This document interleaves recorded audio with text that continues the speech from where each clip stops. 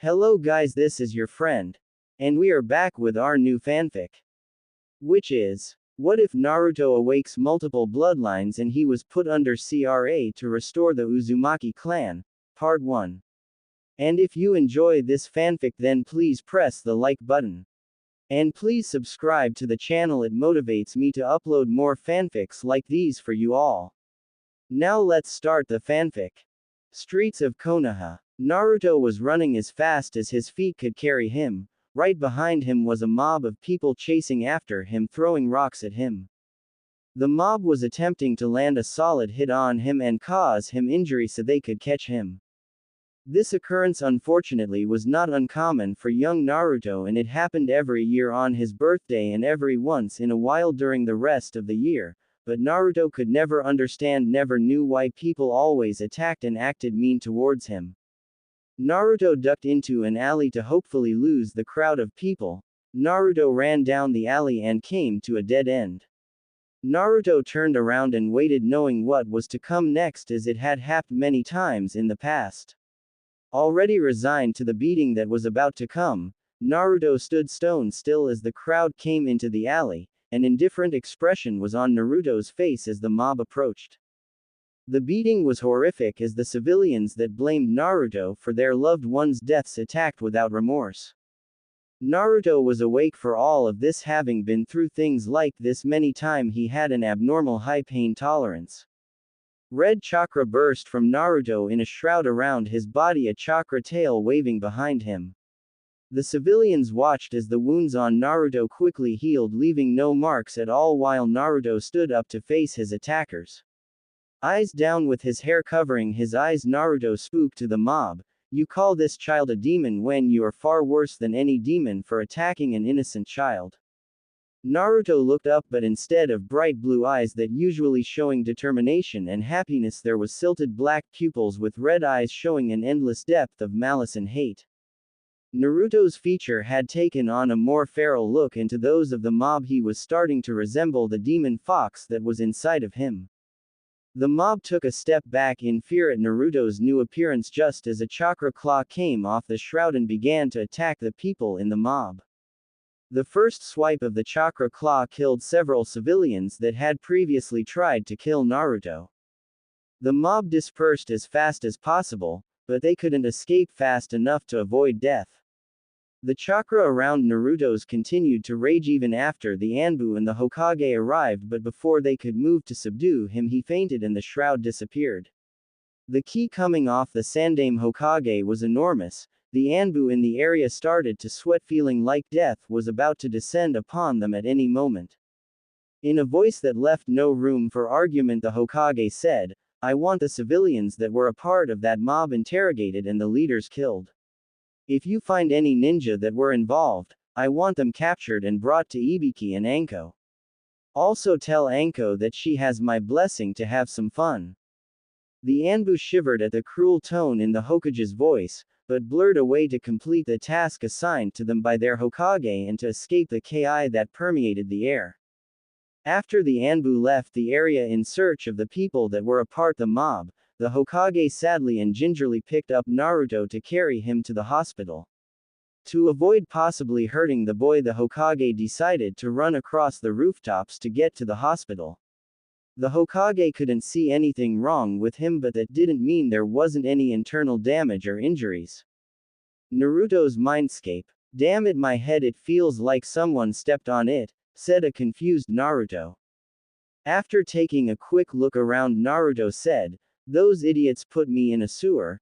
This has to be a new low for those people. I mean, isn't enough to beat me, now they have to throw me down here too. Getting up, Naruto began to walk, trying to find a way out of the sewer tunnels. As Naruto walked in the tunnels, he noticed the pipes that lined the walls. After exploring the tunnels for a time, Naruto came to a large room with a giant cage making up one of the walls. Naruto walked towards the colossal iron bars of the cage to see what was inside. Naruto came to the edge of the cage and peered inside. The sight that Naruto saw inside the cage was interesting to say the least. He saw a gorgeous girl in her teens, with bright red hair and a prefect figure sitting against one of the walls crying into her knees mumbling something that Naruto couldn't make out. Not wanting the girl to continue to cry, Naruto walked into the cage and walked up to the girl and said in a caring voice, "Are you okay, miss?" Looking up at the sound of a voice, the girl's eyes widened. With a whisper she said, "Naruto, is that you?" Quirking an eye at the question, he said, "How do you know my name? I don't believe we have ever met." The girl instantly jumped up and started to hug the life out of Naruto. Naruto began to run out of air and in a desperate voice said, "Air, air, I need air." The girl let go immediately and looked down in shame at hurting Naruto. Naruto regained his breath and looked at the girl that had just hugged him and said, "So how is it that you know me?" The girl looked up from the ground and looked Naruto in the eyes before saying, "Well, you don't know me, but I have known you for a while now, 6 years to be precise." Naruto stared at her for a moment before saying, "You're the Kyuubi," in a matter-of-fact tone. Slowly nodding her head yes, the girl now known as the Kyuubi stood up and walked up to Naruto and gave him a more reasonable hug. Naruto just stood there shell-shocked by the fact that he was in the presence of the strongest demon ever. Finishing the hug, Kyuubi stepped back and looked at Naruto and said, "Naruto, I want to say I am sorry for all the pain I have caused you for being sealed in you. I would understand if you hated me for all time." Snapping out of his stupor, Naruto looked at her for a second and said in a calm but decisive tone, "It is not your fault. The villagers attacked me due to their own misunderstanding of the ninja arts. If they think I am you, then they have never understood the concept of sealing. I am the container, not the contents, so I hold nothing against you." Kyuubi stared at the 6-year-old in front of her and was amazed at the maturity shown. "Thank you, Naruto," said Kyuubi.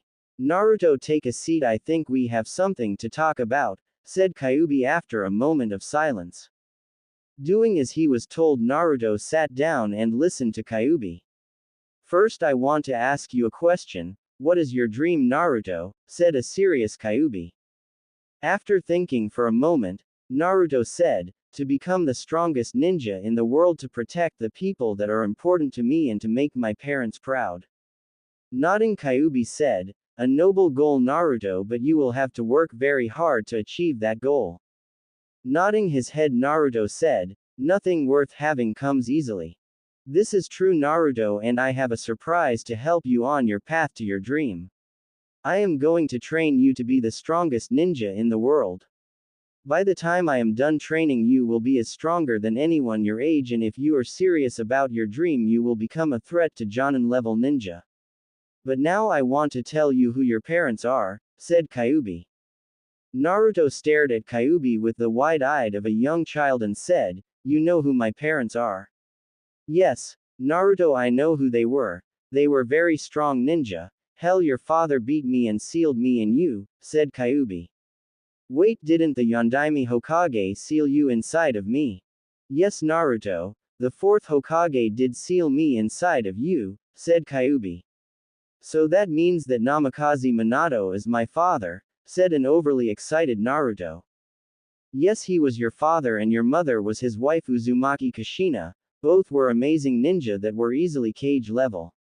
Minato was a Fuinjutsu master and was famous for his Rasengan and Hiraishin techniques. Your mother Kushina was also a seal master and Kenjutsu master as well. Unfortunately, that is the limit of what I know," said Kyuubi. Nodding, Naruto says, "Thank you for telling me who my parents are." Nodding a thank you, Kyuubi began, "Now the surprise I promised. To put it simply, Naruto, you have 2 dojutsus, the Sharingan, the dojutsu of the Uchiha clan, and the Rinnegan, the dojutsu of the Sage of 6 Paths. Both are extremely powerful, and once trained they will give you a great boost in your ninja career. But because you have both at your genetics, they actually conflicted with each other, meaning you won't be able to activate them naturally. That is where I come in, because I am going to force them to activate with my Yuki. But I can't do it right now without causing the whole village to freak out and think I am trying to take control, so we will do it later when we are in a location that people can't detect my Yuki, okay?" Looking up at Kyuubi with a mixture of excitement and awe, Naruto nodded his head, slowly absorbing the information that was just told to him. Finally accepting the information, Naruto looked at Kyuubi and asked, "When will we begin training my dojutsus and ninja skills?" Smirking at the young child in front of her, Kyuubi said, "We will begin your training tomorrow, but for right now we need to talk about what you are going to do when you wake up. Right now the Hokage is sitting in your hospital room waiting for you to wake up. When you do, I want you to ask him to put you in the academy early so you can learn to protect yourself. This will be a cover because I want you to fail the final twice when you get to your 4th year in the academy, so you seem to the populace of the Leaf Village as an idiot so they won't bother you. But in this time I will be training you to be an elite ninja. I will give you more details later, but right now you need to wake up." Nodding his head, Naruto said, "Okay Q-chan, see you later." Naruto faded from his mindscape, leaving a blushing Kyuubi behind. Slowly opening his eye, Naruto took a look around. As he scanned the room, his eyes came upon the form of the Hokage sitting in a chair with his head in his hands. The stress of the day obvious in the way he was sitting. Naruto cleared his throat and the Hokage snapped his head up to look at the boy. Untold relief and sadness showed in the old Hokage's eyes as he looked at Naruto. Final speaking, the Hokage said, "How are you feeling, Naruto?" Giving the Hokage a genuine smile, he said, "I am feeling better now, thank you for asking." After a few moments of quiet, Naruto spoke up again, "Gigi, can you put me in the academy? I want to learn to protect myself so I don't end up in the hospital anymore." Nodding his head, the Hokage said, "That seems fine, Naruto. The academy has already started, but I can get you in a week's time." Thanking the Hokage, Naruto asked if he could leave the hospital. The Hokage handed Naruto a key and said that it was for an apartment. He also told him where to find the apartment complex. Then with a nod from the Hokage, Naruto got out of the bed and got dressed in his normal clothes. Naruto ran out of the hospital and ran to his new home to rest for tomorrow. Watching the boy leave, the Hokage sighed, happy that Naruto is fine. Walking out of the hospital, the Hokage shined to his office. Sitting down, his feature became hard. The Anbu in the room knew that the gentle Hokage that they all knew was gone, replaced the god of shinobi. In a cold voice, the god of shinobi said, "I want all Anbu out of this office now." With that, all Anbu left in a flash. Sitting down, the Hokage took out a scroll and began to write a letter to one of his students. The message was for Jiraiya, the current spy master of the Konoha, and the letter was an order to return to the Konoha. Upon finishing the letter, Sarutobi summoned a messenger monkey. Giving the letter to the messenger summon, the monkey nodded and disappeared in a puff of smoke. Turning to look over the village, Sarutobi sighed and thought, "How did I let the village get this bad? The corruption and hatred is horrible." Giggling perversely, the Toad Saga scribbled notes into his notebook without taking his eyes off the women in front of him. "That's it, take off the towel." A puff of smoke appeared next to Jiraiya just as a small trickle of blood started to run from his nose. The monkey summon appeared from the smoke and waited for the man to acknowledge his presence while mentally snickering at the perverted old man. After a few minutes of nothing from the perverted man, the monkey decided to jump on his head. Jiraiya instantly snapped out of his trance once he felt an animal on his head. The animal jumped off and he recognized it as a monkey from his sensei. Taking the scroll and thanking the summoned, Jiraiya started to read the letter. Finishing the letter, Jiraiya moved with a speed that few knew he could to the edge of the village he was currently at and began going through hand seals. Finishing, Jiraiya slammed his hand on the ground and a giant toad appeared. The boss of the Toad clan spoke to the person on his head saying, "What is it, Jiraiya? Why have you summoned me?" Jiraiya spoke, but the happy carefree tone the Toad boss expected was not there, only seriousness and rage. "I need to get to the Leaf Village now, Gamabunta," said a fuming Jiraiya. Nodding his head, Gamabunta jumped off in the direction of the Konoha. Naruto woke up after his night in his mindscape, talking with Kyuubi about her plans for the next few days. Getting up and going about his morning routine, Naruto got ready for the day for training that Kyuubi promised. Finishing getting ready for the day, Naruto ran out his door and head to the only training ground no one ever used, Training Ground 44. Coming to a clearing deep inside the forest of death, Naruto sat in the center and started to meditate in lotus position as Kyuubi instructed last night. Naruto breathed deeply, relaxing his body. Kyuubi's voice entered his mind and she said, "Okay Naruto, I am going to start now, so be ready, this is going to hurt a lot." Naruto began to feel a burning in his gut as the Yuki spread through his system. His whole body burned with pain. His body changed to accept the genetic change. It was the worst pain that Naruto had ever felt, greater than any beating he had ever received from the civilians. Naruto yelled in agony as the process came to its peak. Holding his eyes in an attempt to stop the pain radiating off of them, after an hour of constant pain, Naruto felt the energy begin to fade and the pain ease in his eyes. Once the pain had faded, Naruto winced at the sunlight. When he opened his eyes, everything seemed to be brighter than before. He walked over to a stream that cuts through the clearing and looked at his reflection. Staring back at him was his reflection, but instead of piercing blue eye that he was used to, purple eyes with a dot-like pupil, concentric rings and 9 tomes surrounding the pupil. But then he looked at the rest of his reflection and he noticed he looked older. Kyuubi whistled and said, "Wow, that looks cool. It seems that the two dojutsus merged into a single version. It also looks like that forcing the dojutsus to awaken had the bonus of causing them to both mature to their final stage. It also appears that awakening the dojutsus have forced your body to mature more quickly to be able to support the Rinnegan and Sharingan. If I was to guess, you have aged 4 years in the last hour, meaning you are physically a 10-year-old. This is not bad, but we will have to watch to see if this causes problem later. But for now I will put up an unbreakable henge on you to cover up the fact that you suddenly got older and grew so much." Kyuubi put a henge on Naruto and then went back to talking to him. "Now we will move on to training other things and we will work on your training for your dojutsu later. But first Naruto, I want you to learn a jutsu that will allow you to accelerate your training. It is called the Shadow Clone Jutsu and it is extremely useful. Your father used this technique quite a bit to become so strong. Now to perform this jutsu you have to make a cross with your fingers and channel chakra. Like this, Q-chan," said Naruto. "Yes, that is perfect. Now just picture yourself while you channel your chakra and then you will get a clone," said Kyuubi. With that, a puff of smoke and out popped a half-dead clone of Naruto. "Try again, kid, you won't get this one your first try," said an encouraging Kyuubi. Naruto gave a mental nod to Kyuubi and continued to practice. After 2 hours of practice, Naruto finally managed to create a perfect clone. Dispelling his clone, Naruto heard Kyuubi's voice enter his mind.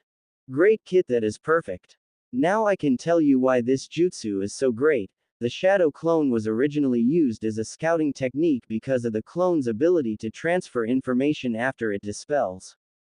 But if a person has high enough chakra reserves, then they can use it to train in things like technique, chakra control, muscle memory and knowledge, which means you can learn things faster than anyone ever could hope to learn. Your father was very liberal with this technique and could use it to train, although he was never able to create more than 10 and the clones could never last more than a day," said Kyuubi. Naruto widened his eyes and nodded dumbly at the amazing information that Kyuubi was telling him. "Now Naruto, I want you to work on creating and maintaining more clones. It will take you a while, but after a week you should have larger chakra reserves, so you will be able to create around 100 clones." Naruto nodded his head in understanding as he focused on creating more clones. After a day of work, Naruto could create 10 clones and have the clones hold for an hour before dispelling.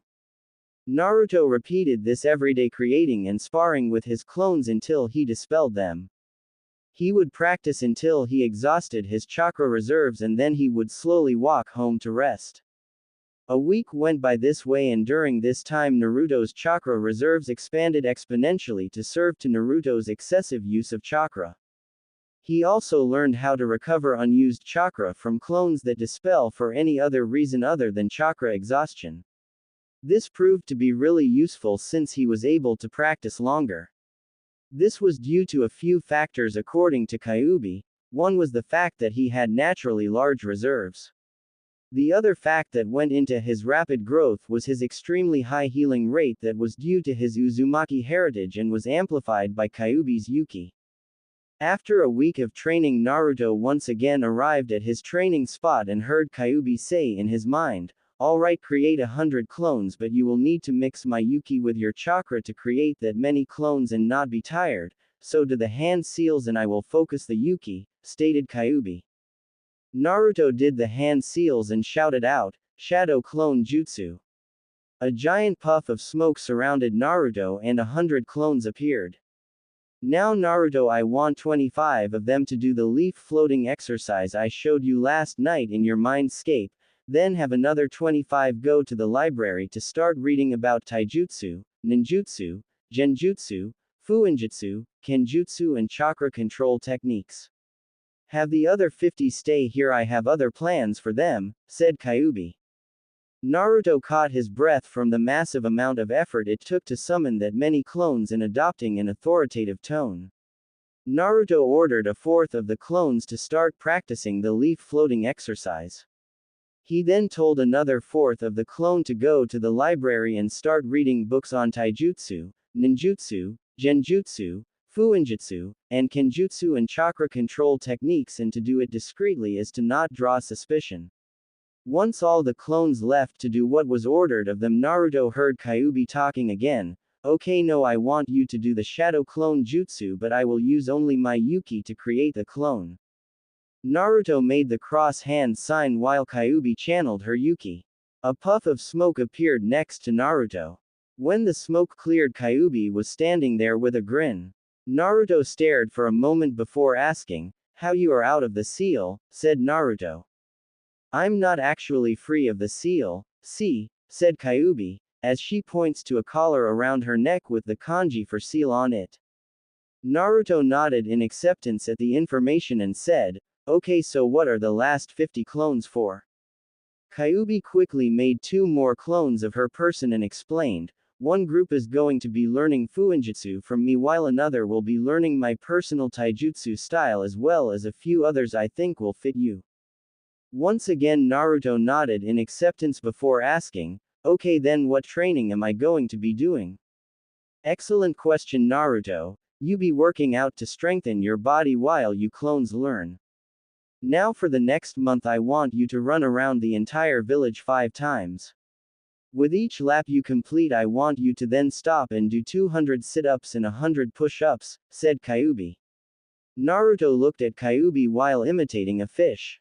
Kyuubi looked at Naruto and said, "If you want to be strong then you have to work hard, it is that simple, now get going." Naruto turned around and started running. Once Naruto was far enough away, Kyuubi called out, "Anbu-san, you can come out now." The raven-masked Anbu appeared in the clearing across from Kyuubi and asked, "Who are you?" "I think you can figure it out, Uchiha," said Kyuubi as she changed into her Han-Yu form displaying her 9 tails. With a stoic face the Anbu responded, "You're the Kyuubi, aren't you?" Kyuubi smirked and said, "See, I knew you could guess it, but now I have to ask you not to tell the Hokage. Naruto needs to be trained and he needs to have someone in his life that cares for him. I am that person right now, and if you tell the Hokage then he might have Jiraiya the Toad Sannin Titan the seal on me. I also want to clarify and say I am only a shadow clone, so I can't actually do anything to the village, and as you can see, pointing to the collar on her neck, I still have the seal on me, so I can't do anything to harm Naruto." The Anbu was silent for a moment before saying, "I will not tell the Hokage as I want to see how this will play out before I potentially bring misfortune down on Naruto, but if you do anything to influence him or if I see any sign of betrayal from you then I will end this. Naruto will also have to eventually have to come clean as well, seeing as Naruto will definitely be much stronger than his classmates when he enters the academy." Nodding, the Kyuubi said, I know he will have to tell the Hokage eventually, but I don't want anyone interfering with his training right now as he is still too weak to actually defend himself, but I am guessing the old monkey sent you to guard Naruto. By the way, what is your name? Taking off his mask, the Anbu began to speak. My name is Itachi, and as you said before, I am from the Uchiha clan. Well, nice to meet you, Kyuubi said politely before Itachi disappeared once again into the shadows of the forest. Time skip. Week later. Naruto was running through the forest of death looking for his training spot so he can start working on a jutsu Kyuubi wanted him to learn. It was called the blood clone, and Kyuubi said that it would help with keeping his training secret until Naruto was ready to reveal his true power. Entering the clearing that Naruto was looking for, he thought of Kyuubi's plan to hide his true abilities for the civilians. Flashback. Okay Naruto, tomorrow I am going to have you create a new kind of clone. It will be stronger than the shadow clone and will have the same ability to transfer anything it learns to you, but the difference is it will not dispel until it is wounded lethally. This clone is called a blood clone, and we will be using it so I can train you during the day while the clone does what you normally would do or what we would want to make the civilian think you would usually do. The clone will also create your reputation as a troublemaker and a prankster. The clone will have half your strength and will generate its own chakra but about a tenth as quickly as you would, explained Kyuubi as Naruto listened intently. Kyuubi continued with her plan. Once we make the clone, it will pull pranks on the citizens on the Leaf Village that are mean to you.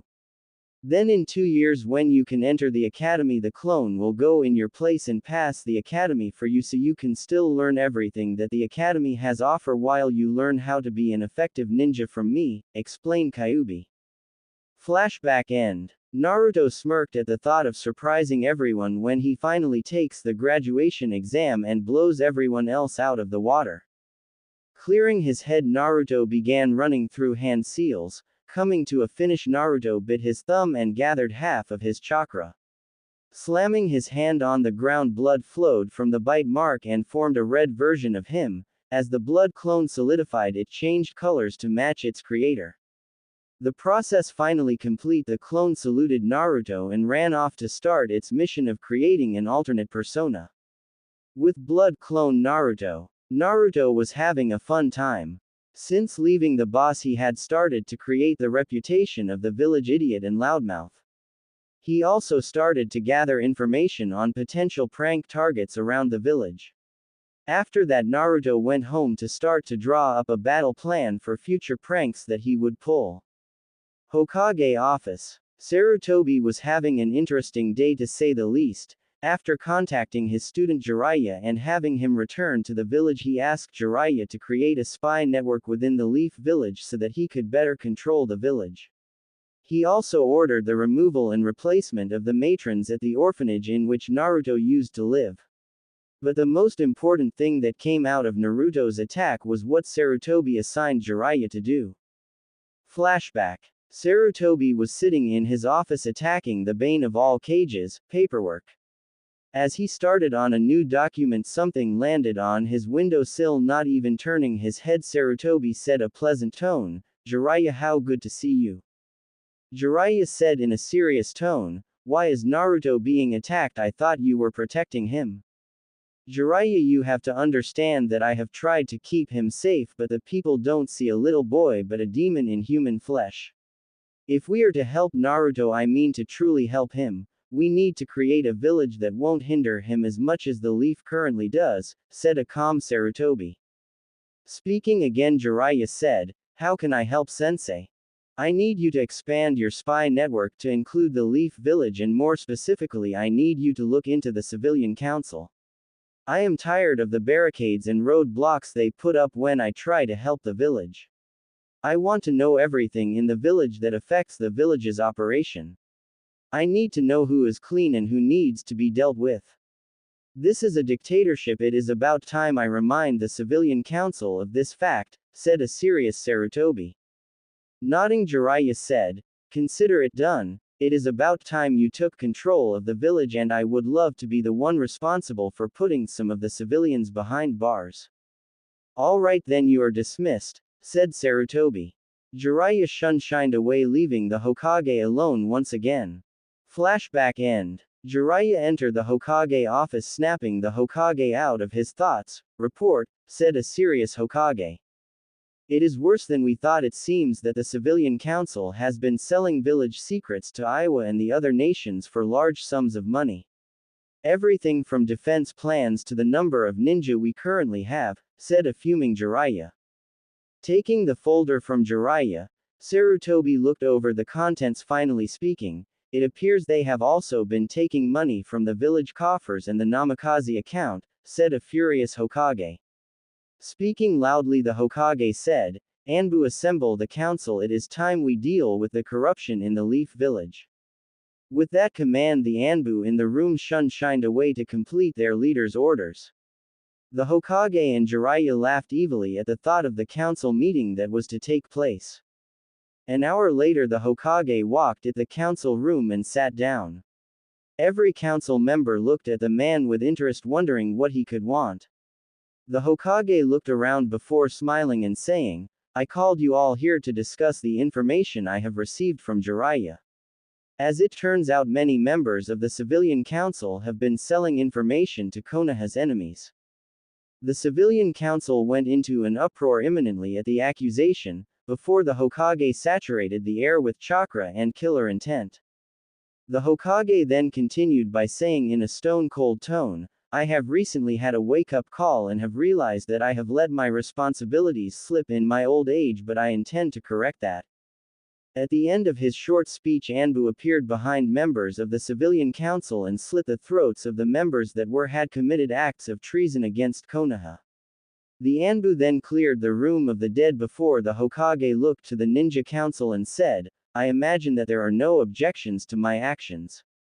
The heads of the various ninja clans in Konoha remained quiet, although there were a few members that were extremely glad to be rid of the civilian council. Having not received a response, the Hokage started to speak once again. Well, I am glad that my judgment is not being questioned here, but I have a message for the council as a whole. This village is a dictatorship, not a democracy. The council has no power in deciding anything concerning the whole village. It is meant to be a way for the Hokage to stay in touch with the people he serves. Thus, the council only has the privilege of suggesting policy, and if you step out of line again, I will gladly remind you why I am in charge. The remaining people still alive in the civilian council nodded their heads furiously, while the clan heads each gave a curt nod of understanding, even though they understood this principle already and knew where the Hokage's powers ends and there began. Training Ground 44. It had a month since Naruto had met Kyuubi and began his training. During this time, Naruto's life had improved greatly. The civilians stopped harassing him and trying to beat him. They had also started to give him fair prices when he went to get supplies and food. While Naruto didn't understand the sudden change, he was not going to look a gift horse in the mouth. Naruto was also very happy with his progress in the ninja arts. Kyuubi's training program consisted of Naruto spending the first half of his day working out his body with various exercises meant to target every muscle in his body to get him ready for the harsh life of a ninja. He then either sparred with Kyuubi or Itachi for the rest of the day, or he would practice his taijutsu stances and katas. The training didn't end there though. At night, Kyuubi would teach him history, math, science, chakra theory, fuinjutsu formulas and strategy to make Naruto a well-rounded person and ninja. To be completely honest, with training non-stop, Naruto was completely burned out, but he realized he couldn't stop if he wanted to be the best.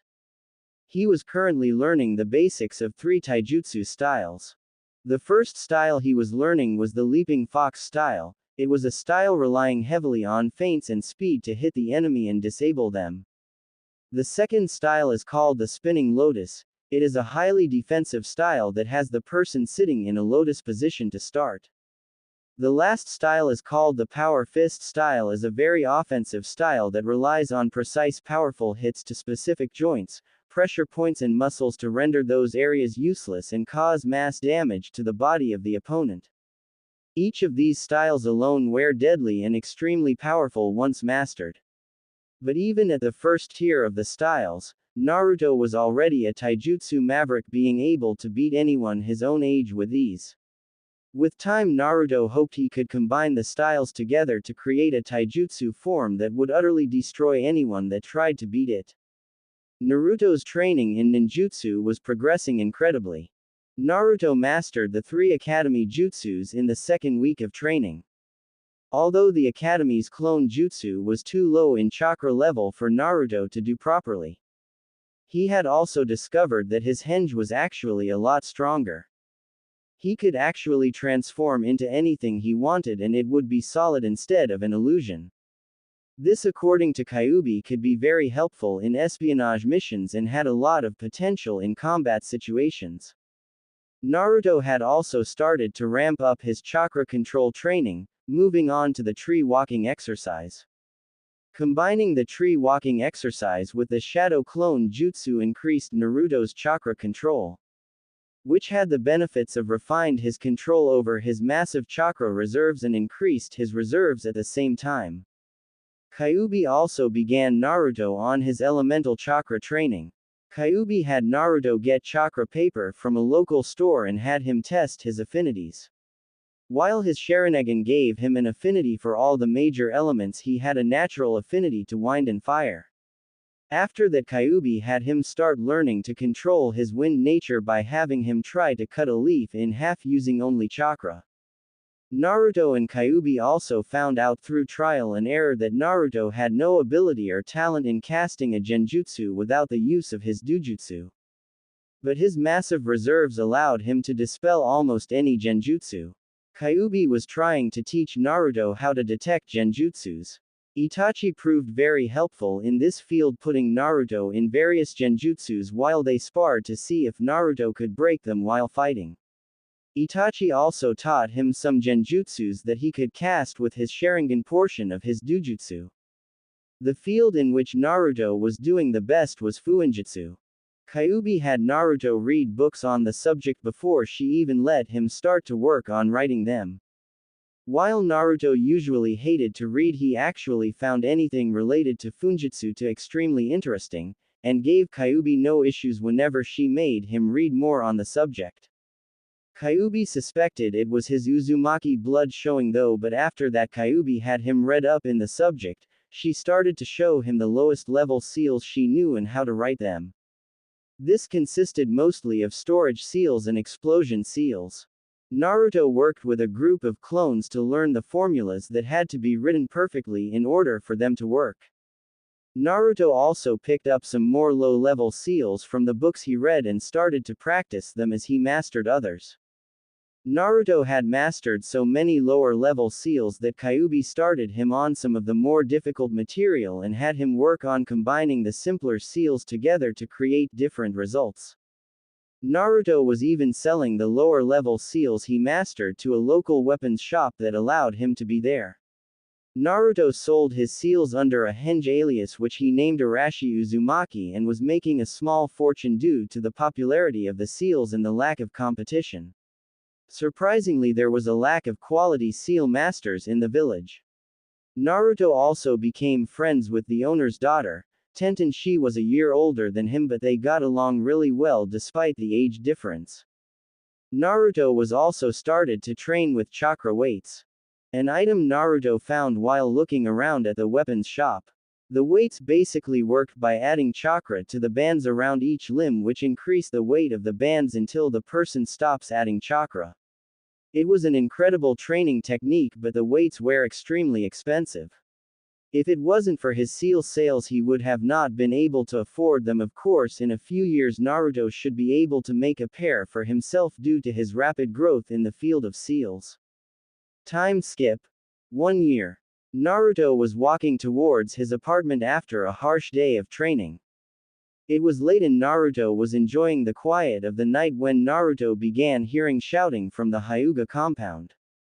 Naruto looked toward the sound of the noise and saw a man dressed in all black running towards him. In the man's arm was a tied-up Hyuga girl. Acting instantly, Naruto pulled out a kunai and threw it at the kidnapper. The man easily blocked it and spoke up, "You will have to better than that to stop me, kid." Naruto looked at him and said in an emotionless voice, "No, I don't, all I had to do was distract you." With that, Itachi appeared behind the man and gave him a swift chop to the neck, knocking him unconscious. Naruto walked up to the man and applied a chakra restriction tag to the man's back while Itachi tied him up. Naruto then went over to the scared girl and began to untie her. Once she was free, she grabbed onto Naruto and started crying. Not soon after that, the Hyuga Heihachi arrived and took his daughter back to the compound, but before they left, the girl walked up to Naruto and asked, "What is your name?" Naruto said, "Naruto Uzumaki, nice to meet you." The girl giggled and blushed a deep crimson before she said, "My name is Hinata and I am very grateful that you saved me from that evil man." As Hinata was talking with Naruto, Heihachi turned to watch the exchange between the blonde and his daughter and smiled. Hizashi then walked up and stood next to his brother and said, "Impressive for a boy so young to stand up to an elite-level ninja." Heihachi turned to his identical brother and said, "Yes, it is, and this is why I won't prevent Hinata from befriending the boy even if we both know what he contains. He might just be the person Hinata needs to push her to be better and to gain her confidence." At this point, Hinata had finished thanking Naruto and Itachi and went back to stand by her father. Heihachi then spoke up and addressed Naruto and Itachi, "I would like to thank you on behalf of the Hyuga clan, and if there is anything you ever need, please don't hesitate to ask." With that, Heihachi held his hand out to his daughter and Hinata grasped it before they turned around and walked back towards the Hyuga compound. Naruto smiled as he turns to deal with the man Itachi was currently picking up off the ground. Time skip. 1 year. Blood clone Naruto entered the classroom and looked around. He was early and decided to sit in the back so no one would bother him. Putting his head down, he waited for his classmates to arrive. About 30 minutes later, people began to trickle in and sit down. Naruto observed his class looking for anyone with potential as a friend but found many already tainted by their parents by the looks he was receiving. Naruto also noticed a lack of malice coming from the kids from the ninja families. The bell rang and the teacher walked in and began roll call. She went down the list coming to Naruto's name, where she paused and looked at him with pure hatred and disgust. Naruto sighed and thought, "This is going to be a long 4 years." At the end of the roll call, Naruto looked around the room at the classmates he would have for the next 4 years and mused, "While there are a lot of clan heads in this class, I wonder why." Time skip. 6 months. Naruto was lying on his couch reading a scroll on fire manipulation late at night, when a knock came from his front door. Having practices with his sensing abilities he had received from Kyuubi, Naruto detected Itachi's chakra signature. Naruto stood up and walked over to the door. Opening the door, Naruto said with a smile, "Hello Itachi, why are you here so late at night?" Itachi nodded his hello and walked inside before saying, "I am here to say goodbye and give you a couple of important scrolls before I leave on my long-term mission." Naruto jumped up and down at the thought of what kind of scrolls Itachi could be giving him. While Naruto was jumping, Itachi took out 2 scrolls from his scroll pockets of his Jonin jacket and handed them to Naruto. "One scroll will tell you everything that I currently know about the Sharingan and where you can learn more information. The other scroll contains the personal jutsu library of the Uchiha clan. I believe you to be responsible enough to handle these gifts and hope you use them to protect and better the village," said an even stoic Itachi. Naruto marveled at the 2 scrolls in his hand and looked up at Itachi before saying in a stunned voice, "Thank you." Itachi looked at Naruto and said, "You're welcome Naruto, I hope you use them to become a great and honorable ninja." Now with that done, I must say my goodbye Naruto. I am about to undertake a mission that will keep me away from the village for a very long time. Naruto smiled at Itachi and said, "All right then, good luck and I hope you succeed in your mission. It was fun having you as my other sensei." Itachi gave a nod before shining away. Itachi looked out over his clan's home and took a deep breath before activating his Mangekyo Sharingan and drawing his short sword. Looking down from his perch on an electric utility pole, Itachi spotted his younger brother and appeared in a flash before him. Sasuke looked his older brother in the eye and noticed his Sharingan was different. That was the last conscious thought Sasuke had before Itachi put him to sleep with his Mangekyo. In a quiet whisper, Itachi said to no one in particular, "I am sorry." Itachi then turned to face the Uchiha guards that had moved on his position and said, "Today the scourge that is the Uchiha clan ends." Rushing at a level none of the guard had ever seen him move before, Itachi slit all of their throats before appearing behind the group of ninja. After that, Itachi went into a trance, killing all the people that stood against him in the village. After he had hunted down all the traitors of the leaf, Itachi ran to the limits of the village to escape the Anbu that had been sent to capture him. From a distance, Danzo looked upon the Uchiha district, watching Itachi kill his family and friends without mercy. Once Itachi began to leave, Danzo looked to an Anbu to his right and said, "Kill the rest and collect the Sharingan eyes. Sarutobi may be in control for now, but my day is coming and I will need all the power I can get."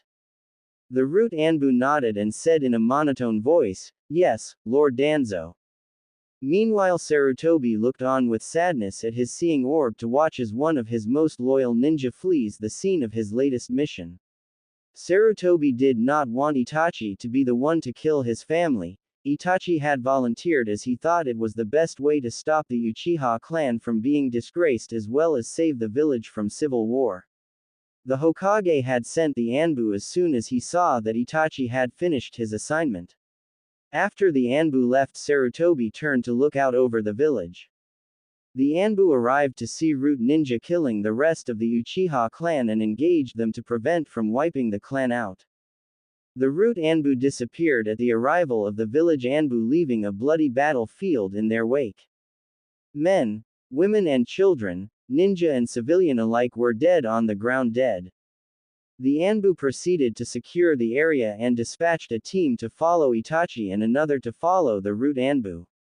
The Anbu that were left to clean up the mess proceeded to check the bodies for any sign of life before making a pile of the dead in the center of the district. A bear-masked Anbu came over the form of Sasuke Uchiha and checked for a plus. Having already checked many bodies before this, the Anbu was surprised to feel a pulse. Instantly the Anbu called out, "I got a live one. It seems he is unconscious in some sort of genjutsu." Another Anbu came over and said, "Bear, why don't you bring him to the hospital for treatment? We don't want the kid to wake up and see his entire family dead." The Anbu known as Bear picked the prone form of Sasuke up and jumped across the rooftops to the hospital. Gecko, the other Anbu, turned back to the others and asked, "Have all the bodies been checked and collected?" Bird saluted her captain and said, "Yes, sir, but it seems that the Root Anbu managed to take 5 sets of Sharingan eyes." Gecko nodded and said, "All right, I will report this to the Hokage, finish up here and return to the base." Gecko shined away, leaving the remaining Anbu to burn the body of dead bodies. Time skip 1 month. Naruto was currently walking through the Uchiha district and shivered at the quietness of the once loud and busy home of the Uchiha clan. Naruto kept walking through the district on his way to the Naka shrine. No one was in the district at the moment, with Sasuke Uchiha currently at the academy and no one willing to come to this part of the village anymore. After the massacre of the Uchiha clan, Naruto had the place to himself. Naruto pulled out one of the scrolls Itachi had given him and examined it once again. The scroll contained the basic explanation of the first 3 stages of the Sharingan and what each stage gave him in terms of abilities. It even gave training methods to improve these abilities. But the last paragraph of the scroll told him that if he wanted to know more, he had to go to the Naka shrine and find the secret room. So Naruto had come to see what could possibly be hidden in the Naka shrine. Naruto arrived at the shrine and walked inside the sacred Uchiha building. He then proceeded to search the place to find the secret room talked about in the scroll Itachi had given him. After a half hour of searching, Naruto found a trapdoor under one of the mats on the floor. Naruto opened the door and descended into the dark. Naruto used fire manipulation to make a small flame appear in his hand. What Naruto then saw surprised him greatly. The room was a shrine of some sort with a tablet on the altar. Naruto walked over to the tablet and picked it up to see what it said, but to Naruto all it showed was random lines and it made no sense. After examining it for a while and trying to discern why Itachi had sent him to find this, Naruto had an idea. What if it could only be read by an Uchiha or a person with their bloodline limit? Naruto then activated his Sharingan and looked at it again, and this time Naruto could read it clearly. In fact, he could read the whole thing. Naruto then decided that he had stayed in this creepy place long enough. Naruto pulled out a storage scroll and stored the tablet in the scroll so he could read the whole thing later and see what he could learn from it. Time skip. 3 years. Naruto was currently sitting in the middle of a clearing meditating when Naruto decided to visit Kyuubi in his Mindscape. Naruto entered his mind and came to the familiar tunnels that make up his subconscious. Naruto began walking through his mind and eventually came to the end of the tunnel, and it opened up to a green field that led into a forest. It had been some time ago, but Naruto had managed to master his mindscape and could alter the scenes in it. Kyuubi had helped him do this for 2 reasons. 1, Kyuubi didn't have to live in a sewer anymore, and if a Yamanaka ever tried to invade Naruto's mind, Naruto would be able to defend his mind from their prowling. Naruto crossed the field and walked into the forest to where Naruto had created house for Kyuubi. As Naruto walked through the forest he saw the wildlife he had created to fill the forest. Naruto came to a clearing in the forest and saw the house that Kyuubi was using. He walked up to the front door and walked inside without knocking. Naruto was in shock and frozen with a combination of fear from what Kyuubi would do when she notices him. Naruto instantly fainted from embarrassment overload. When Naruto's head hit the floor, Kyuubi instantly had her head up looking for the source of the noise. Her eyes landed on the crumpled form of Naruto and her face turned a light shade of red at being caught by her container masturbating. Kyuubi grabbed a robe and put it on before she picked up Naruto and put him on her bed. Kyuubi lay down next to her container and most recently love interest and stroked his hair as he slept. Naruto was out for an hour before he finally came to. Naruto's eyes fluttered opened and his eyes land on Kyuubi's face and he instantly started to blush again as the memories came back to him. When Kyuubi saw his eyes open, Kyuubi said in a sweet voice, "Hey there, sleepyhead." Naruto sat up at this and turned to her and said in an apologetic voice, "I am so sorry." Kyuubi put a finger to his lips and stopped him from talking and she started to talk. "Naruto, you have nothing to be sorry for. I should have locked a door or something, plus I should have noticed when you entered your mindscape. But that is not really the point of the matter at the moment, as I think it is time you learn about woman." Time skip. 5 months. Naruto woke up and began getting ready for the day. He made a quick breakfast of eggs with ham bits cooked into it. As he was eating, Kyuubi woke up and began to chat with Naruto in his head. "Are you ready for today, Naruto?" Naruto thought back, "You're the one who trained me for this day, so I believe I am beyond ready to become a ninja." Both laughed at that, seeing as Naruto had changed a lot over the 6 years Kyuubi trained him. The once scrawny child was now replaced by a well-toned, quick-witted ninja. While he still retained his prankster attitude and hyper-personality that came with a kid his age 12. But the most notable change would be today when he starts acting like himself instead of a stupid loser. One of the extreme changes that happened over the 6 years of training was the age in which Naruto appeared. Thanks to the Sharingan, his physical age has increased rapidly and he appeared to be 18. He wasn't complaining, since one of the benefits of this was he was many times stronger than any of his classmates and he could henge to look his actual age, so it wasn't a problem. Walking to his closet, Naruto picked out of his wardrobe a black Anbu pants with orange and red flames on the bottom cuff of each leg. He also pulled out a black ninja jacket with Uzumaki crest on the back. The kanji for fox was also written above the Uzumaki crest.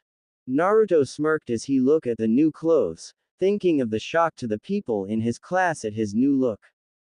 Laughing at the thought of his old attire, Naruto couldn't help but smile at the patrols of Anbu he had avoided in that monstrosity as training in stealth. Kyuubi thought that if Naruto could be stealthy in the Kill Me orange jumpsuit, then it would be 10 times easier in colors that actually blended. Naruto shook his head at the weird training and continued to get ready, attaching a kunai pouch and shuriken holster.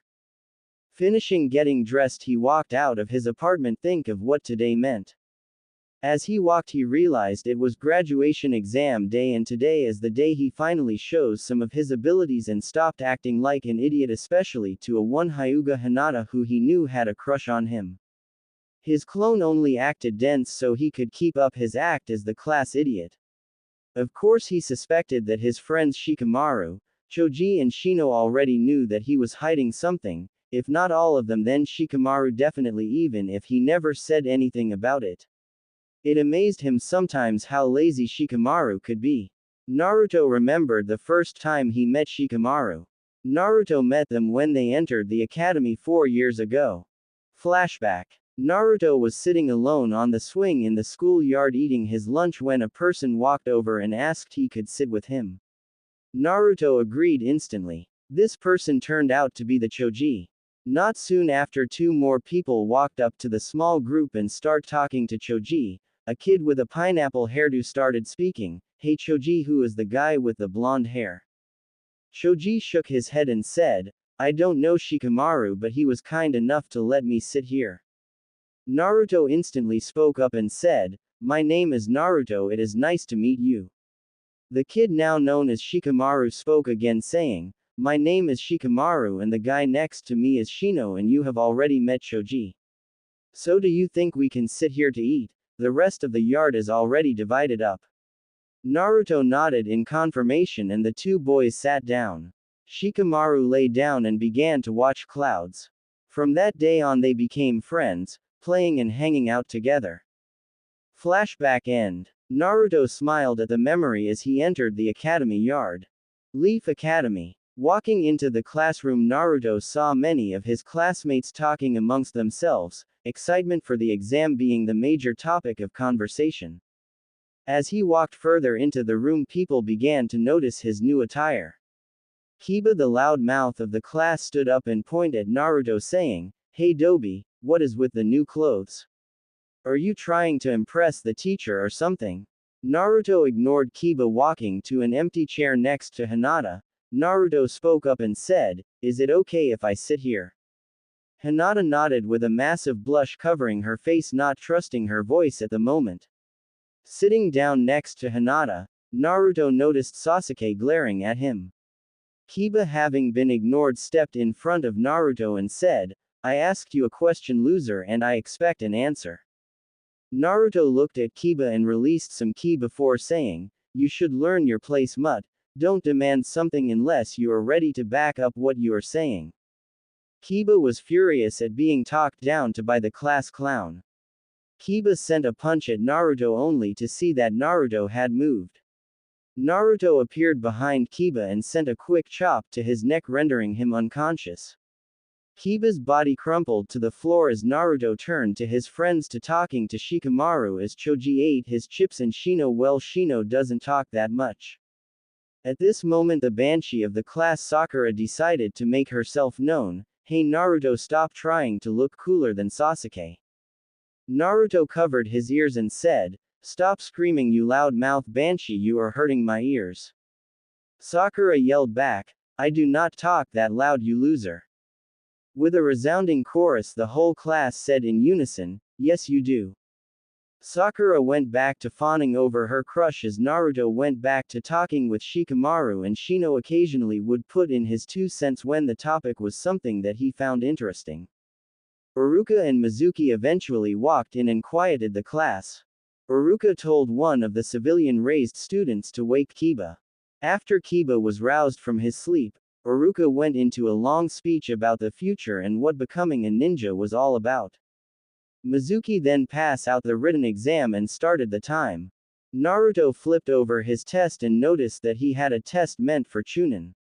Naruto examined the test and found a genjutsu on it, quickly dispelled the genjutsu with a discreet kai. Naruto began to fill out the test. As Naruto wrote down answers, he noticed that Mizuki had not taken his eye off of him. Naruto began to wonder what Mizuki was up to.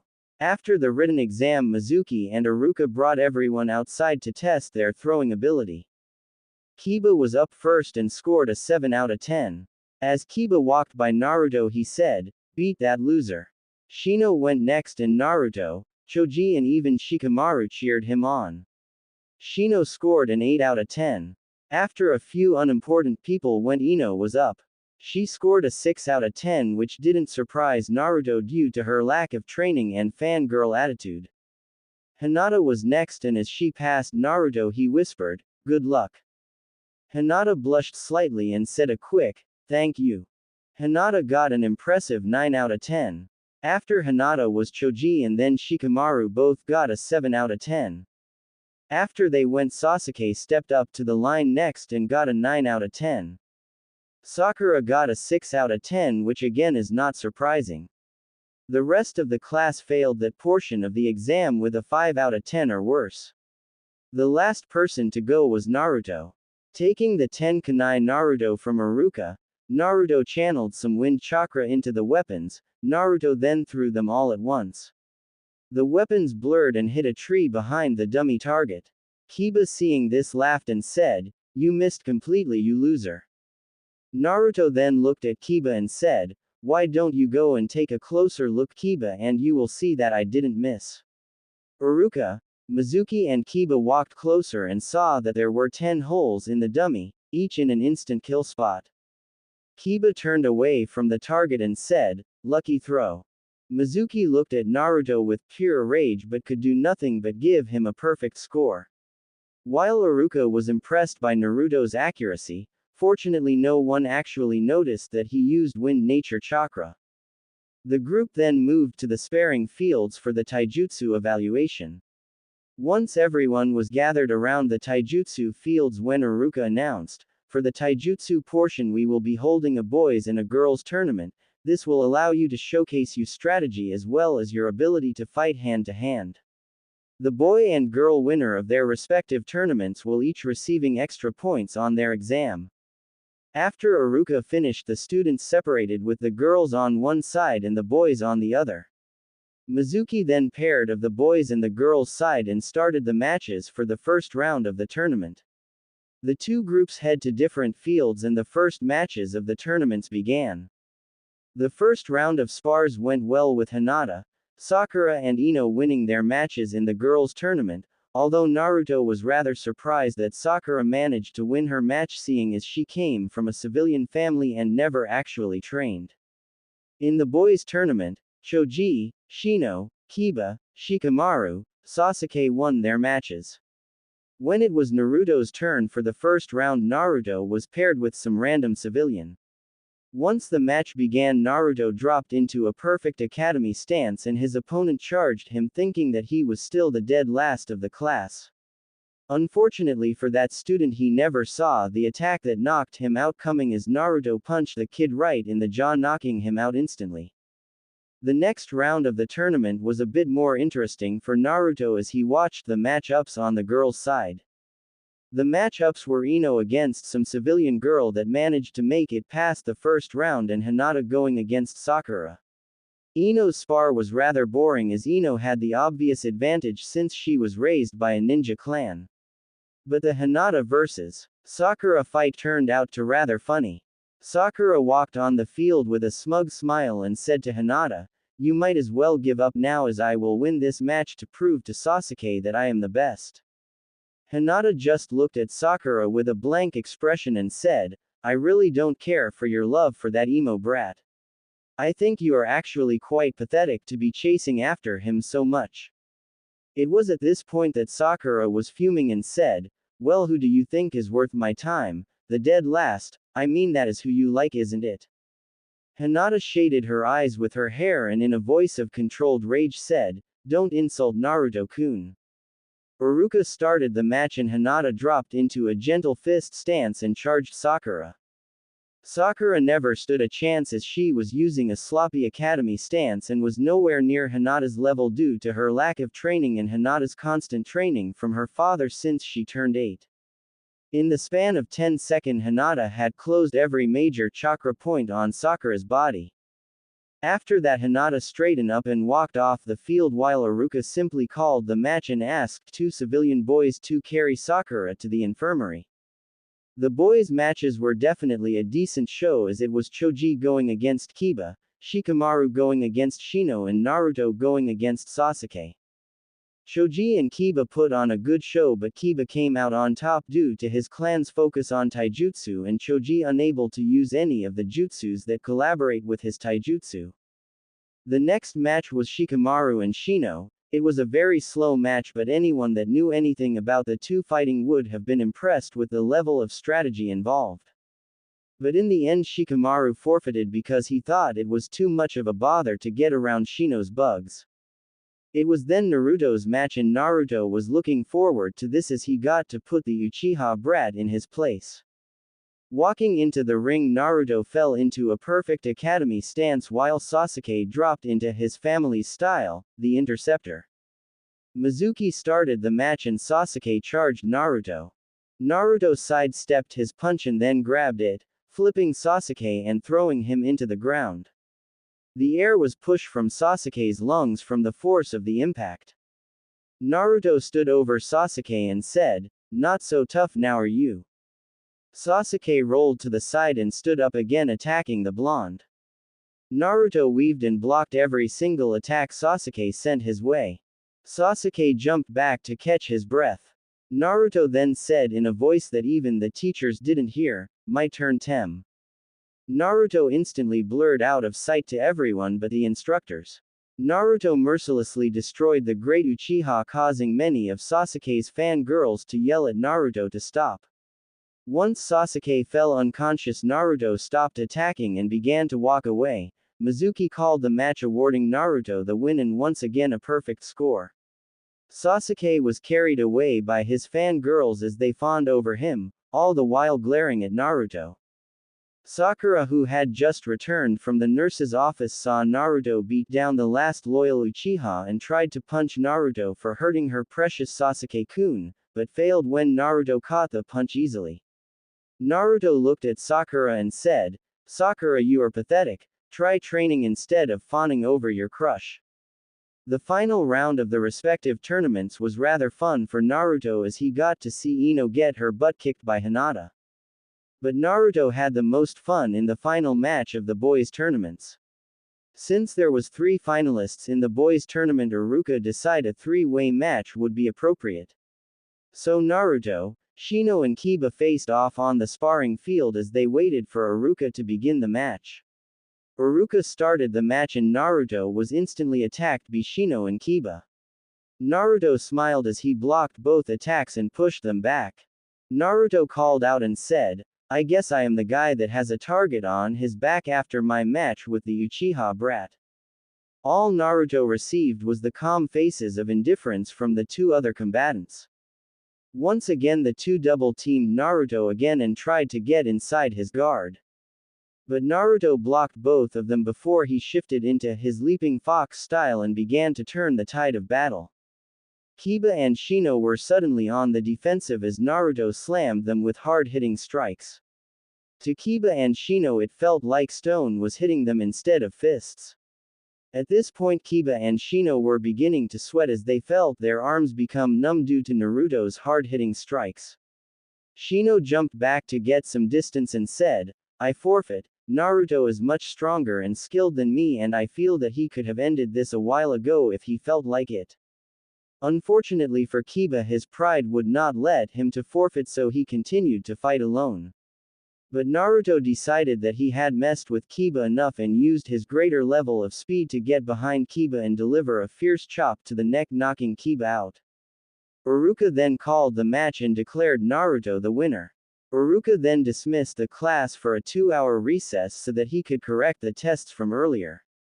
As the students dispersed to eat lunch and relax, Naruto walked up to Hinata and said, Nice job winning the girls' tournament, and I like the confident side of you in your match against Sakura. Well, anyway, just wanted to congratulate you and wish you luck before I go and take care of some things.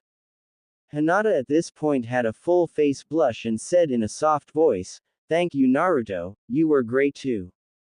Naruto gave her a big smile and said, "Thanks, Hinata," before he turned around and left the school grounds. Once off the grounds, Naruto blurred through the village heading for the Hokage mansion. Sarutobi was having a great day. Not only was he finished with his paperwork for the day, but he was happy with the progress of the village, since he had retaken control of his village.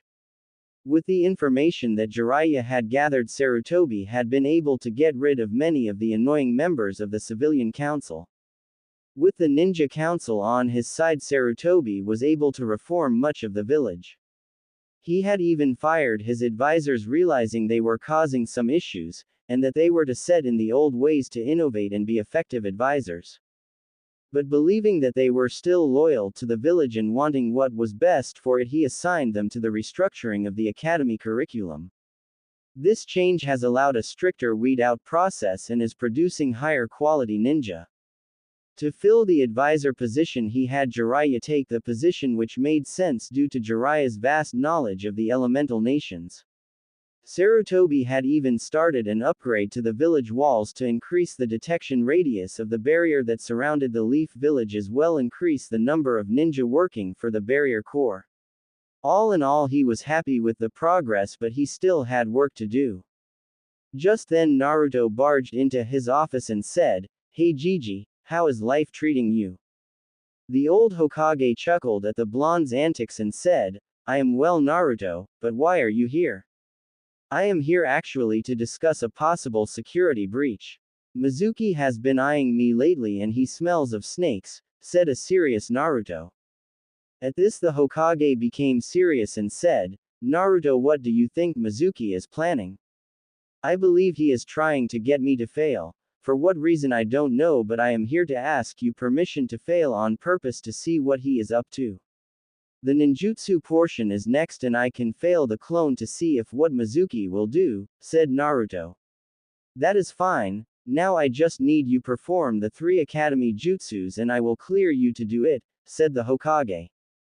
Naruto then did the 3 academy jutsus, Henge, Kawarimi and a clone, but Naruto did the shadow clone. The Hokage nodded in approval and handed Naruto a leaf headband. "This will be a C rank mission.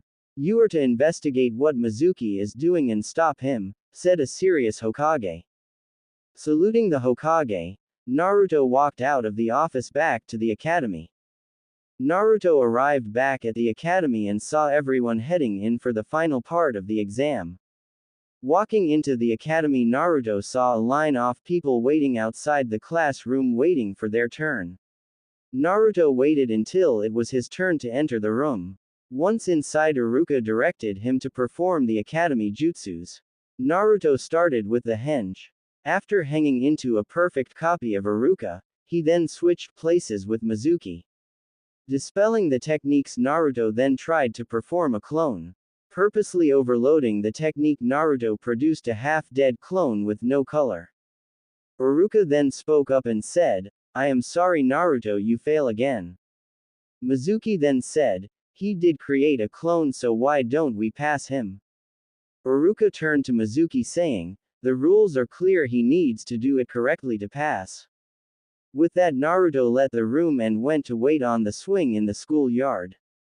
Not long after, Mizuki came out of the academy and walked up to Naruto. "Hey Naruto, I know how you can still pass. You need to perform the extra credit exam," said a cheerful Mizuki. Fainting happiness, Naruto asked, "What do I have to do to complete the extra credit exam?" Mizuki smirked and said, "All you have to do is take a special scroll from the Hokage's office and deliver it to me at this location without being caught." Pointing to a location on a map, Mizuki then tells Naruto what the scroll looks like and where in the office he can find it. Time skip. Night. Naruto ran along the rooftops of the Konoha heading for the Hokage mansion, coming to a stop a few buildings away. Naruto watched the patrols guarding the mansion, looking for an opening where he could sneak past them into the Hokage's office.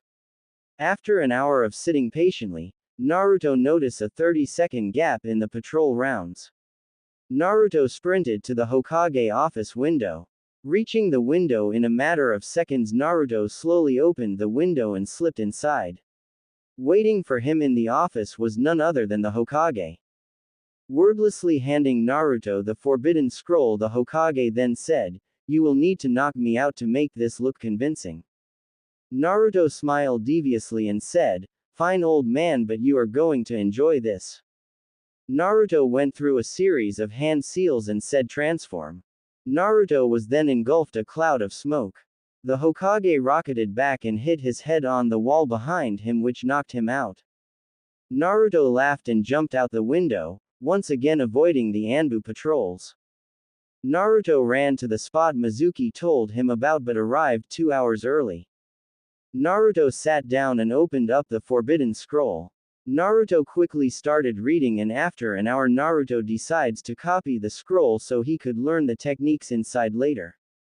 Pulling out a blank scroll, Naruto laid the forbidden scroll next to the blank one. Naruto was about to start writing when Kyuubi spoke up in his mind. "Kid, instead of writing it, use this jutsu." A mental images of hand signs and the name of the jutsu went through his mind. Naruto then went through the series of hand seals that he had seen and slammed a hand on each scroll and whispered, "Information transfer jutsu." Writing appeared on the blank scroll, creating a perfect copy of the forbidden scroll. Naruto rolled both scrolls up and sealed his copy of the scroll into a storage seal inside his jacket. Naruto then gave a mental thanks to Kyuubi, but he was a little annoyed because that technique would have been helpful several times in the past. Not long after Naruto was done with that, Iruka appeared in front on Naruto. Naruto looked up at Iruka and decided to play it off as what Mizuki told him to do. Naruto said, "Iruka-sensei, I did it. I learned a jutsu from the scroll and passed the extra credit exam." Iruka looked at Naruto like he had grown a second head and said, "Naruto, there is no extra credit exam. Who told you that there was?" Naruto responded cheerfully, "Mizuki-sensei told me about it." Iruka heard clapping coming from behind him and he turned around to see Mizuki. Mizuki decided to speak and said, "I am impressed you got the scroll, demon. I mean, you are the dead last in the class, even if you did extremely well on most of the final test." Looking towards Iruka, he continued to speak while he unlatched a Fuma shuriken from his back. "It is a shame that you had to get involved in this, Iruka, because now I have to kill both of you." Finishing his speech, Mizuki hurled the shuriken at Naruto. Iruka moved to protect Naruto, but at the same time and with a speed neither of the older ninja thought that an academy student could move. Naruto managed to catch the shuriken by the ring in the center and redirected it back at Mizuki. It was only due to his years of training that Mizuki was able to dodge the large shuriken as it flashed by him and embedded itself in a tree behind him. Iruka looked at Naruto amazed and said, "How did you do that? It should be well above your training and rank to do that." Naruto looked back at Iruka and said, "There are a lot of things you don't know about me, Iruka."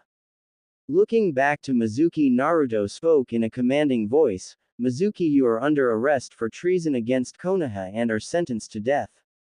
Mizuki looked at Naruto amused and said, "Like an academy student could take me." Naruto smirked and said, "You shouldn't underestimate your opponents, especially one that is a Jinchuriki to the Kyuubi no Yoko." Both Mizuki and Iruka stared at him in shock while a single thought ran through both of their heads, how does he know about that? Mizuki decided to voice his thought and said, "How do you know about that, brat? It is against the law to tell you about it." Naruto looked at Mizuki and said, "Easy, I meet the demon you are oh so afraid of and it explained to me what happened." Mizuki stared blankly before a thought ran through his mind, shit, that was meant to unbalance him so it would be easier to kill him. Naruto made a hand sign while Mizuki was distracted, shouted multi-shadow clone jutsu. Thousands of clones appeared in the clearing and once again Mizuki and Iruka shared a similar thought, holy crap. Naruto stepped forward and said, "Let's have some fun." All the clones jumped forward and proceeded to beat Mizuki within an inch of his life. Once Mizuki was completely incapacitated, Naruto walked up to Mizuki's form and lifted him up to so he was looking directly into his eyes. Naruto then activated his dujutsu and said, "I hope you rot in jail for your crimes." Naruto then proceeded to rip Mizuki's soul from his body and absorbed all the information Mizuki had gathered in his life. Naruto then tossed the soul behind him, where the ghostly figure of the Shinigami was waiting for his prize. Naruto then turned to a scared Iruka. Naruto smiled sheepishly and said, "So how is it that you keep finding me? I mean, I can avoid Anbu, yet you find me like it is nothing." Getting a hold of himself after seeing it was the same old Naruto, Iruka decided to answer his question and said, "I invented a jutsu that lets me use my chakra as sonar. Once you are good with the jutsu, you can find people easily." Naruto looked at Iruka and asked, "Could you please teach me the technique?" Iruka laughed and said, "You were always a fan of jutsu and technically you are not my problem to find anymore, so I guess you can learn it. So here, take this scroll, it explains the jutsu and tells you how to do it. I was planning on giving it to you as a gift when graduated." Naruto nodded his head in thanks and said, "Well, I better get back to Gigi with the forbidden scroll or I am dead." Iruka laughed and said, "You should get going and report what happened to the Hokage." Naruto nodded and shined out of the clearing, which once again shocked Iruka due to the high level of chakra needed to perform the technique. Hokage office. The Hokage sat in his office looking into his crystal ball until he saw Naruto leave the clearing and appear in his office. Looking up, he said, "Hello my boy, I see thing went well, but I have to ask, how you managed to beat a Chunin ranked ninja?" Naruto sighed and said, "This will involve a lot of highly classified information, so you should clear the room." The Hokage simply snapped his fingers and Naruto felt the Anbu leave and a privacy seal go into place. Naruto spoke once again and said, "You might want to get comfortable, this is going to take a while." Time skip. 2 hours. So let me get this straight, you have trained for the last 6 years under the most powerful and feared demon in the world at the moment, but said demon is friends with you and a girl, and you have an extremely powerful dujutsu that makes the Sharingan look like child's play partially because it is a combination of the Sharingan and the Rinnegan. But to put the cherry on top of it all, you managed to keep it secret this whole time, with the only exceptions being Itachi, your ex-sensei, Iruka and me," said the Hokage as he rubbed his temples. Naruto nodded his head and said, "That the gist of it?" The Hokage looked seriously at Naruto and said, "Exactly how powerful are you, Naruto?" Naruto shrugged and said, "Don't know, I have never tested my strength to its limits, so I can't honestly tell you, but I am not a Jonin yet in strength since Itachi could beat me with ease, but I have control over most of the abilities granted to me from my dujutsu." The Hokage nodded and said, "Alright Naruto, let's move on the next topic of conversation, because you see as it is now, your graduating class has 28 students that are being made genin. So I have decided to make you a one-man team and your sensei will be Anko Mitarashi. I am doing this for a few reasons, one reason being you are leagues ahead of anyone in your class with your recent fight just pushing the point home. The other reason is you have learned the Shadow Clone Jutsu, which makes you a one-man wrecking crew. The purpose of your team will be an assassination team and backup for any of the other Genin teams, as well as take on missions that are out of most Genin ability but Chunin are too high to handle. That said, I want you to be a team placement tomorrow to meet you sensei." Naruto responded, "Okay Gigi, I will be there tomorrow." The Hokage smiled and said, "Then you are dismissed." As Naruto turned to leave the room, a kid burst in through the door and proceeded to say, "I am here to take that hat from you, old man." Sarutobi sighed, put a hand on his face and said, "Konohamaru, what are you doing?" Konohamaru lunged forward in an attempt to attack the Hokage and he stepped on his scarf, causing him to trip. Konohamaru fell to the floor and got up quickly saying, "Who did that?" He looked at Naruto, who had been watching this incident with amusement, and said, "Did you trip me? You did it, didn't you?" Naruto laughed at the kid in front of him and said, "I didn't have to do anything, you tripped on your own scarf. Besides, if you want to take the hat from the old man, then you will have to work very hard." Konohamaru became angry and said, "Liar, I know it was you who tripped me." Naruto hit Konohamaru on the side of the head and said, "Shut up, brat, and listen. You tripped on your own scarf, and even if you didn't, you wouldn't stand a chance against the Hokage. He has more experience and skill than you can ever dream. If you want to one day take that from him, you better train and become the best ninja in the village."